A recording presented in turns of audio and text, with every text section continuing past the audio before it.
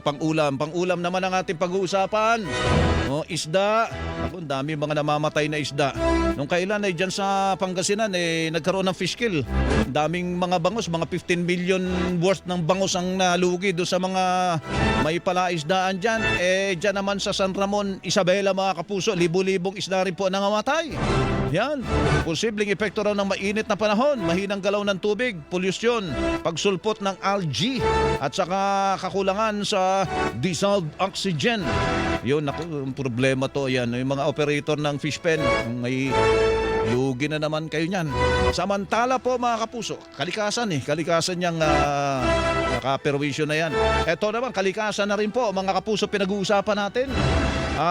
Libo-libong tao po ang pinangangambahang nasawi sa magkasunod na pagtama po naman ng lindol. Dyan 7.2 magnitude saka 7.5 magnitude sa Venezuela kahapon. May mga Pinoy ba? Baka daw umakyat pa sa mahigit sa 10,000 po ang bilang ng mga nasawi. Sana, ako naman, ano ba ito? Dito sa Pilipinas, katatapos lang. Sa Japan, meron din po mga kapuso na paglindol na nangyari po malapit din dito sa atin. Ayan, so yan po ang mga nangyayari mga kapuso Japan. Yan, pati sa isa, Northern California, tumama magnitude 5.6 na lindol. At nandiyan na ba si Director ng Bureau of Fisheries and Aquatic Resources, mga kapuso, mga kausap po natin. Melo del Prado sa Super Radio DZBB. Si Mr. Nazario Briguera, spokesperson ng BIFAR at OIC Regional Director din ng BIFAR Cordillera. Director Berguera, magandang umaga po sa inyo. Hello. Yes, hello. Yes, Sir Melo, magandang umaga at magandang umaga rin po sa nakasubaybay sa inyong programa ngayon. Ano ba ito nangyayari sa ating mga pangisdaan, Director? Sapagkat nung kailan ang nabalita natin ay doon sa Pangasinan, meron pong fish kill doon, mga bangos naman. Ngayon sumunod naman doon sa Isabela po. Ano po ba ang lagay ng ating mga pangisdaan ngayon, Director Berguera? Yes, Sir Melo, ito pong nabanggit po ninyo sa San Ramon Isabela, in fact, sa pangkabuuan, ito po yung sa Magat Dam, no? At yun nga po, bilang OIC Regional Director po ng Cordillera, nakatanggap din po tayo ng spot report sa ating mga tauhan. Diyan naman po sa Ifugao, kasi po may bahagi po ng Magat Dam sa Ifugao, no? Diyan po sa particularly sa Alfonso Lista. At yun po sa spot report na tatanggap natin noong June 23 to 24, nagkaroon po ng fish kill, no? Paglutang ng mga nangamatay na tilapia doon po sa mga fish cages. At ayon po sa ulat natin na natanggap, ang halaga po nung na losses nung nasabing fish kill ay sa ngayon ay nasa 5 million pesos ang losses nung mga fish cage operators natin diyan. Pero Sir Melo naman, maagap ang naging tugon dito ng Bureau of Fisheries and Aquatic Resources, kasi po sa ganito mga pagkakataon ang inaabiso natin, kapag meron na pong senyales na parang magkakaroon ng pagkamatay ng mga isda, kailangan po emergency harvest, no?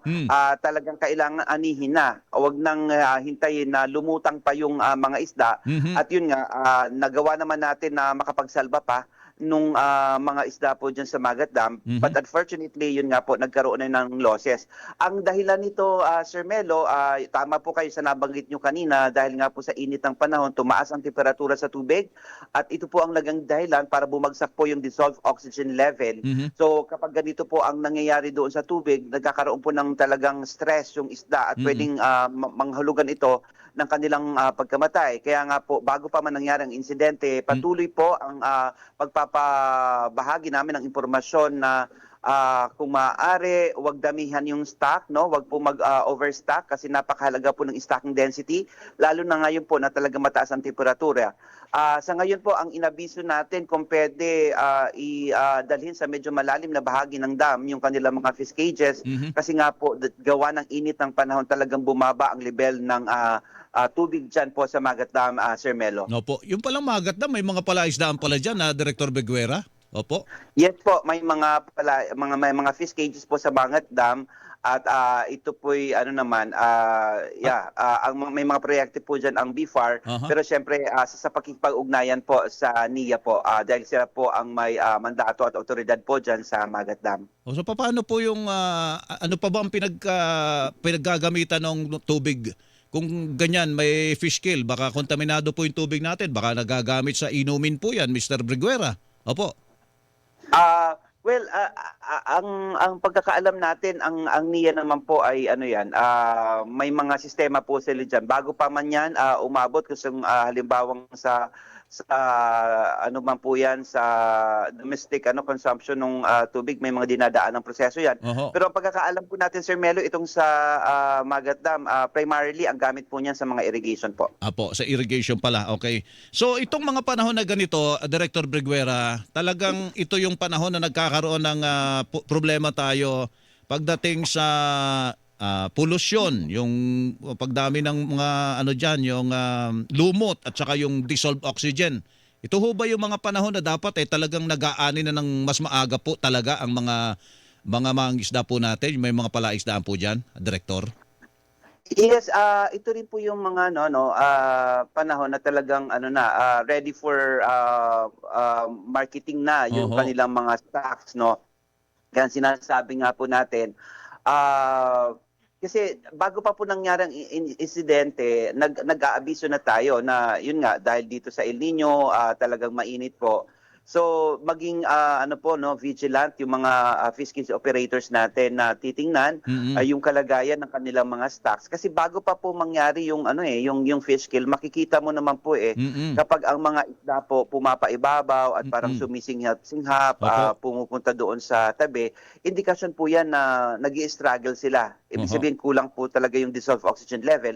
So ito po yung mga sanyalis kung pumaari anihin na po yung kanilang stocks. Opo, opo. So kaya nga po nalulungkot tayo na nangyari pa ito, but sabi ko nga may naisalba naman po tayo, ginamit ng BFAR Cordillera po yung ating mga reefer vans para po matulungan ng mga fish cage operators na madala pa rin sa merkado itong kanilang mga harvest. Yung nangyari doon sa Pangasinan, mga bangus naman po ang nangamatay doon, Director. Ano pong balita doon sa ngayon? Tuloy-tuloy ba yon hanggang ngayon, yung ganung nangyayari?